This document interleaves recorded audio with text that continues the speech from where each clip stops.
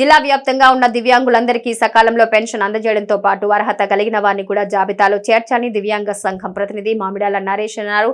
సిరిసిల్ల ప్రభుత్వ కళాశాల గ్రౌండ్ లో జరిగిన దివ్యాంగుల సమావేశంలో ఆయన మాట్లాడుతూ దివ్యాంగులకు శారీరక సంబంధమైన సమస్యలు, ఆర్థిక సమస్యలు ఉంటాయని, వారికి సకాలంలో పెన్షన్లు అందజేస్తే సద్వినియోగం అవుతుందని అన్నారు. తొలి ప్రాధాన్యతగా వారిని గుర్తించి పెన్షన్లతో పాటు ఇతర ప్రభుత్వ పథకాలను కూడా వర్తింప చేయాలని కోరారు.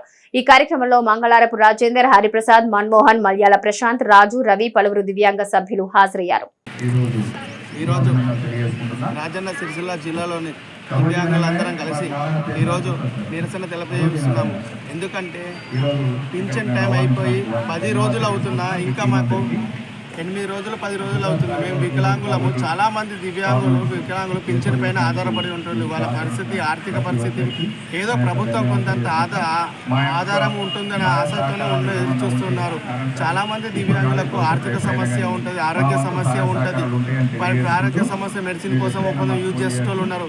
వాళ్ళ సమయానికి రాకపోతే వాళ్ళ పరిస్థితి ఏంటి? వాళ్ళ అయోమయంలో ఈ ప్రభుత్వం ఈ పింఛన్ వస్తుందా రాదన్న టెన్షన్లో ఉన్నారు పరిస్థితి.